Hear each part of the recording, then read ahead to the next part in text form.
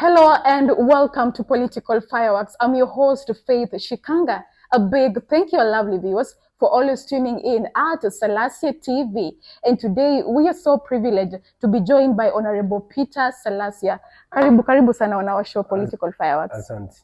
Uko salama? Niko fiti. First thing is first, I just want to know, physically, are you okay? Please tell us. I would confirm it to our viewers. Yeah, okay. I think for the last 2 days or so, at least I'm getting better because those guys were giving me kicks from the back and everywhere. So the MCA who kicked me, the whatever. But I didn't go to the hospital because when I noted that I'm still strong. So, and I thank God that I'm okay, and I'm getting energy right now, and we're doing better right now. Yeah, clearly. Apart from the embarrassment, disappointments, being treated like a lesser child, or with as if we don't have a God in heaven. It was very much unfortunate. Yeah, and I want to condemn those guys. I think in the morning I said that I've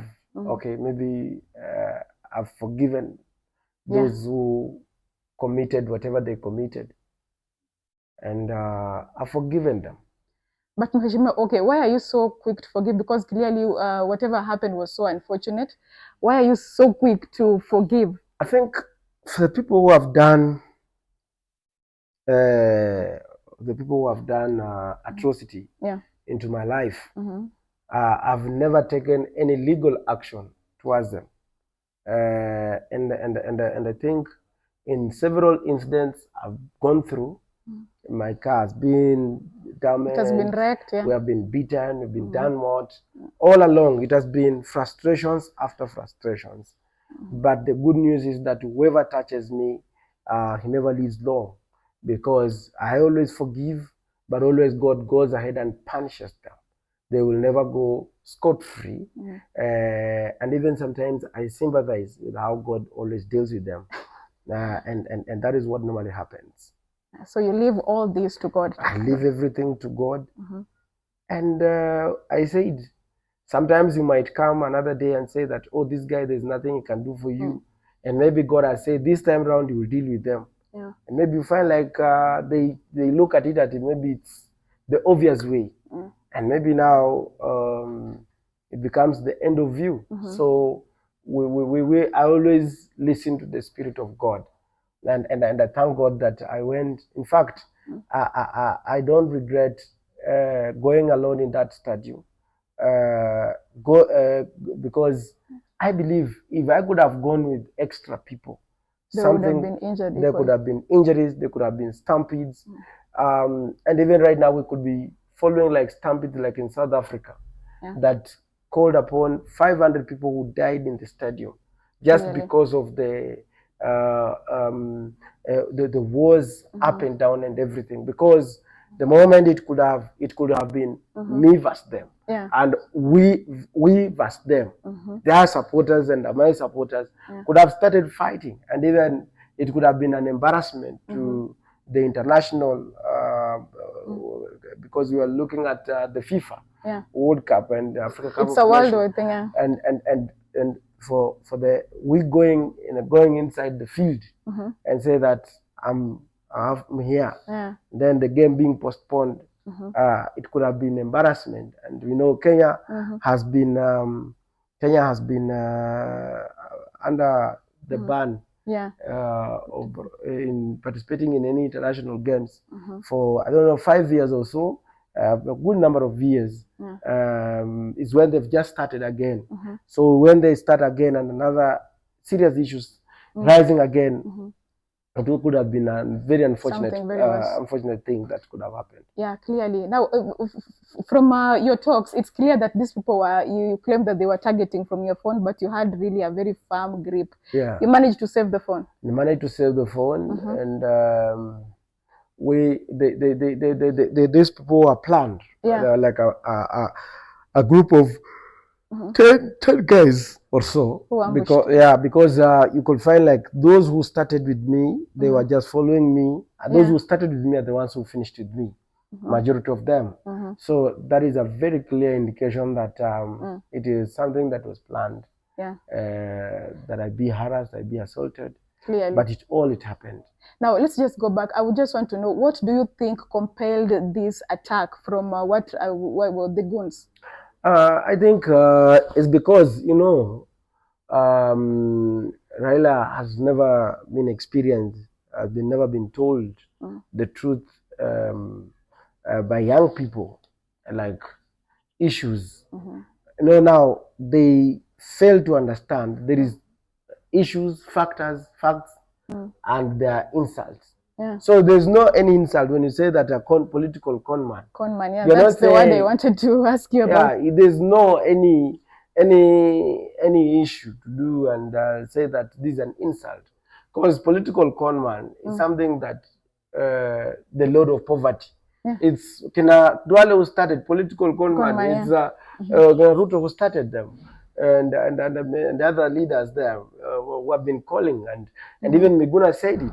So for me to say political conmanship is because you conned Kena Kalonzo, Kena Eugene, and then went ahead. What is that? It's a connish thing. So you don't think? Yeah. When you say somebody, like for example, Weni Mkora. Weni Mkora, yeah. Yeah, Weni Mkora. Yani Mkora, what makes me feel like Mkora is because Weni Mkora means Yani Mkora, you're not being straight. Yeah, we agreed on something. And we agreed on something. And then he's not a young man. Right? Yeah. True. So we are saying that we kijana ni Mkora. We mzee ni Mkora. Mzee Mkora. So it's not, and in politics it should be. He has been a person who has been in this politics and people who have been there. So it's just about the issue that accompanies this. When I insult somebody, means that nakwambia wewe una akili, wewe ni maybe sura yako ni mbaya, nikwambie maybe for example nimfike mahali nianze kusema wewe Raila sijui venye watu wanasema, ni bring in, I connect him directly, niambie like okay, yani kwe like maybe mtu akuja kuambie, yani you know there's a words that insultful language, yeah. Maybe mtu akuja mwambie wewe, ama mtu aniambie mimi sijatairi wewe, you know those are words that are insulting. But now when we talked about like when you talk umerudi, yeah,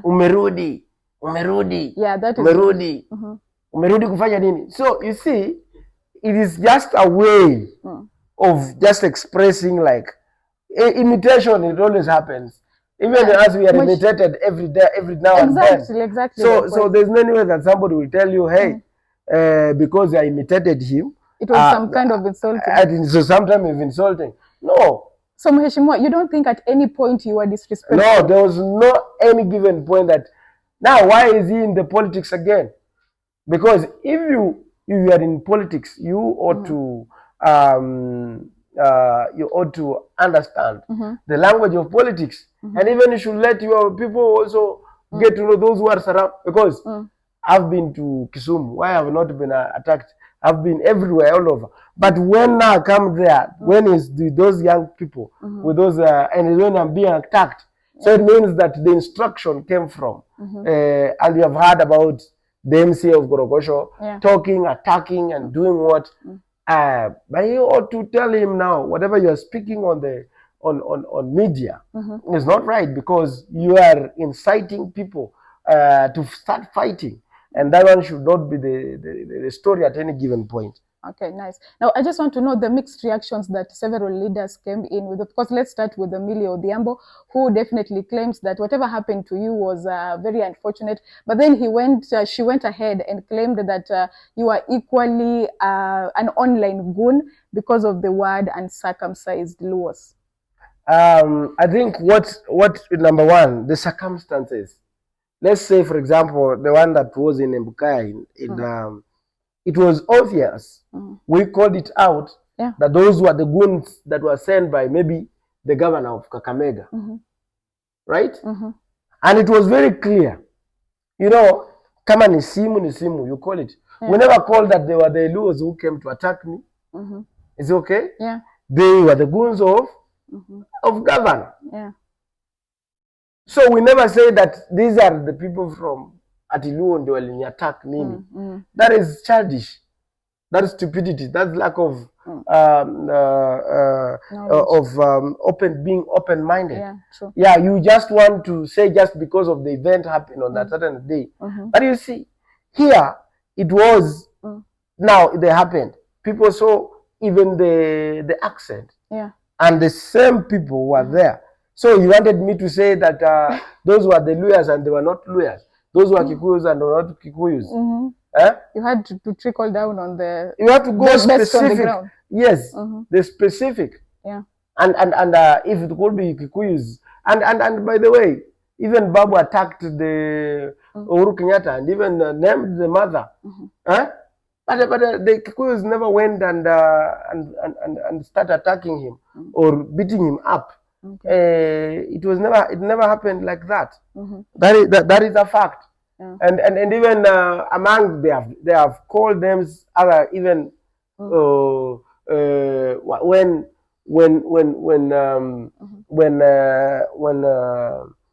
Junet called Ruto ni kondoo ambaye haina meno, ni kondoo haina meno. That is politics. That is an insult. Kondoo haina meno. But today no one ever attacked him. That's a fact. Yeah. So this issue, like it is for them only to insult, but somebody else doesn't have a right to speak it out, then definitely that is abomination. And not being even honest to themselves, not being sincere to themselves, etc. Very true. Now, if we move to another reaction, was of course Musalia Mudavadi, who condemned the act but went ahead and said that respect is very paramount. Of course, respect should be earned. What do you take from that? Do you think that you've earned respect as a leader from them? No, you see now, respect must be given and respect is earned. Respect must be given. Yeah. And respect is done what? Respect is actually earned. So you must act in a respectful manner for the other person to equally respect you. Now, when you talk about being earned from maybe the English, maybe you can explain to me, because respect must be earned. Yeah. So you see now there are two persons, you know now here it's literature. You don't know whether is You respect somebody and he respects you back. And he respect. It's a two-way thing. Yeah, respect is a two-way traffic. Exactly. Right? Yeah. So if they want respect, definitely they should also act with the respect. So you can't tell me, like, for example, you are beating me up and you want to earn respect. Yeah. That is maybe from that point of view. They must also act in that manner. It's just like, for example, in the matter of Raila. You also have to act yourself. We were the people who were with you during the Mandamano. During the Mandamano ya Sufuria, we voted for you. We did whatever. When you went to sign the deal, you never asked us, or you never asked the blessings. For example, when you decided to go for the AUC, the idea of the AUC before he accepted it could have come and said that you people who voted, like, for example, there's Mio. But he claimed he was doing consultations before making. No consultation. Like, let me ask you a consultation. This is your team. Yeah. Did he ask consult with Kalonzo, Eugene, that I've been approached and I'm feeling like I should go? Why can't you? And then they make a presser together as a team that now we release our brother Raila Molo Odinga for the AU seat. And that's why his downfall started from Kenya.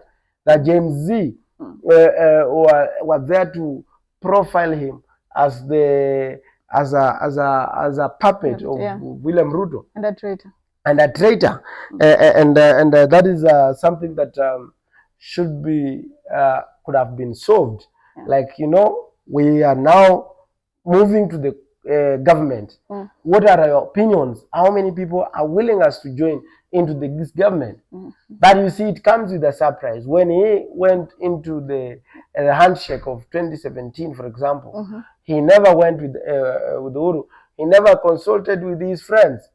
And that is where the political conmanship also arises from.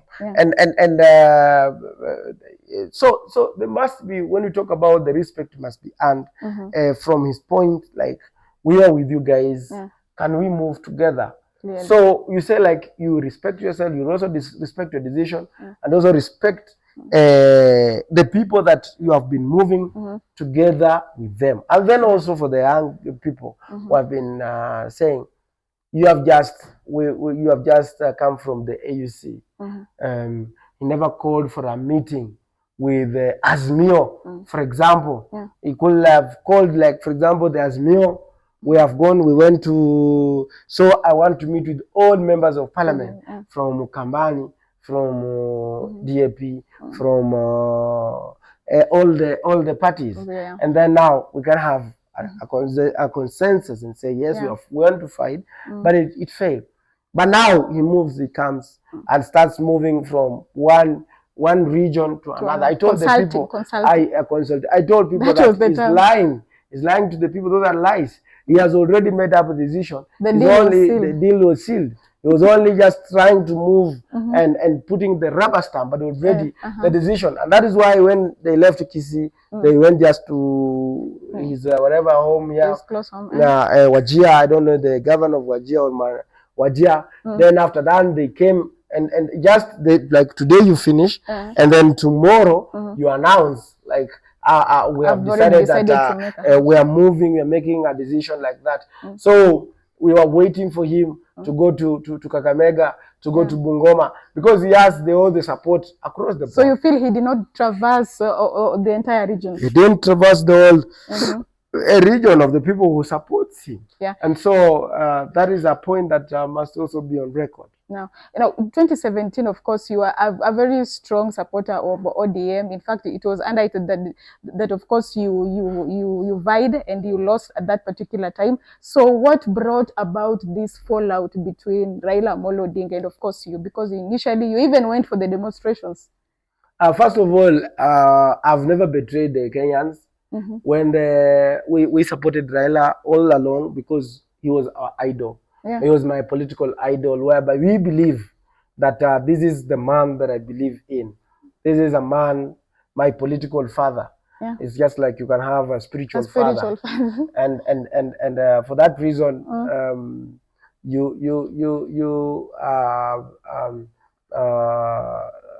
he goes ahead and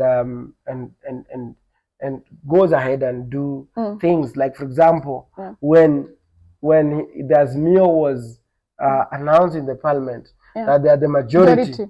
They are the majority. Why did he also give a statement in that regard that this is our position? And cause all the Azmio parties and say, now we have been given this position. Now this is what you are. That you see, they have never called and talked about the Azmio being the majority. You are addressing, those are the issues that people want to. But as a party leader, the Azmio leader, and then you have refused, your hands is in government, you have taken all the positions in the parliament.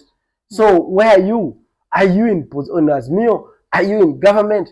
Those, even the seats that ought for the people that ought to provide oversight.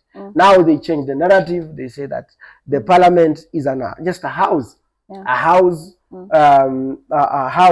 whereby it's to oversight. There's no opposition and why is it that they are punishing people like us, people who didn't impeach Rigathi Gachagua, because we believe that the impeaching Rigathi Gachagua was not a priority to the Kenyans. And then now they get bitter. They have taken the minority leadership. They have taken everything, as we are nowhere.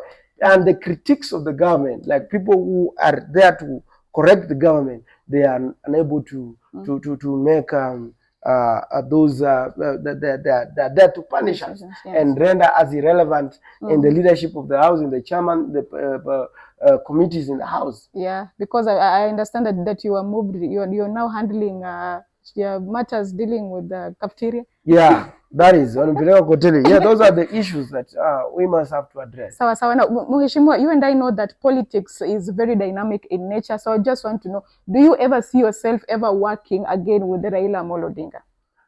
Number one, I gave him the condition. Number one, I said that he must come and address the issue of majority. First of all, he must come to the people. And coming to the people is talking the language of the people. But now, if they have come together, and with the oppressors, the people who are believed to be oppressors, whatever. And then the issues that are there, you're not addressing. You are also being a puppet instead of seeing actions. Like, for example, you see people, they're against this issue to do with SHA, the affordable housing. What are you doing about them? It's not vocal enough. You are not. Then it's also coming to tell the people that, oh, SHA is not working. And then why are you doing in the government? And so there's the double standard, double speak. It's something that we must, Kenyans doesn't like. They don't like a fence sitter.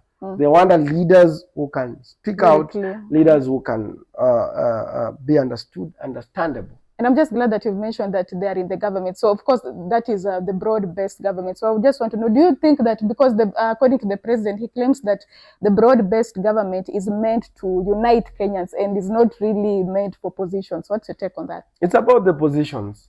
Because if you ask me, after they went, they took the majority leader, Opio and I, they took the deputy party leader of ODM, they took the another deputy party, Paranya, Joho, all of them, they placed them into the government.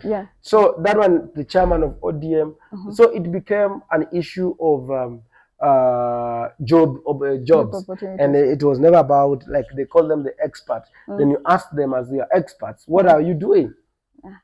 So can you redefine broad-based to position-based government? It's a position-based government. So even as we wrap up, so I just want to know, Mheshimiwa, of course, we've had the president meeting leaders from Mount Kenya, and he's planning a 7-day tour. So what's your take on that? Because he claims as much as they have a fallout with Gachagua, he promises that the mountain will be very inclusive in the government. You know, it's about leadership, is about the people. Sometimes you can go and do a lot of work to the people, but if they see the betrayal in you, they will definitely okay. As for the meeting, will be success because and the reception at the Mount of it will be there definitely because everybody will want to bring people to come and clap. There will be those who, because at the end of the day, we are not in the campaign mood. The campaign moves are going to start next year, and for now it's about development. People just come and listen to you, and you see now, for those who are going to be there, they are going to be the boat crowds, and so the boat crowds will always do where they have come, but the majority, the majority silent majority, will always have their say at their right time. Mheshimiwa, you sound very sure about the boat crowd. So you think whatever will happen will be something that will be choreographed with people being paid to chant? Yes. Okay. People will just buy like around 3,000 people or 2,000 people. That's quite a number. Then next crowd and say yes. That is maybe elfu moja. 5,000 people, like 1 million, 2 million. You address, you say you have the ground. But at the end of the day, people, all the majority who are there, they have their own feelings and feeling like they are rejected people and all that. Very clear. Now, still on the same breath, I would just want to know, because he has equally met leaders from Western Kenya. Are you among them, by the way? No, I didn't go to the meetings in Western Kenya because how many times have they gone to the State House? It is meant to assess the projects that I'm going. Which projects have they been able to assess? Nothing. So you see like a project like maybe all the roads that were started by Uhuru Kenyatta. They have all stalled. So if they have all stalled, what do they expect? That's number one. The Kakamega referral, it's tagged. The Buhongo there is stacked. The airport of Kakamega is stacked. So what business are we talking about? Where are we going to discuss? And you have promised, oh, this road from where?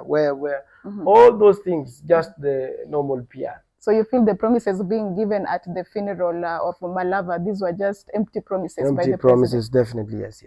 Sawa, very clear. I just want to really thank you so much. Nakushukuru sana for gracing our show. Yeah, I really do thank you. And for lovely viewers, I cannot thank you enough for always tuning in at SALASYA TV, at Political Fireworks, for this very informative. I've been your host, Faith Shikanga, and do enjoy the rest of your day.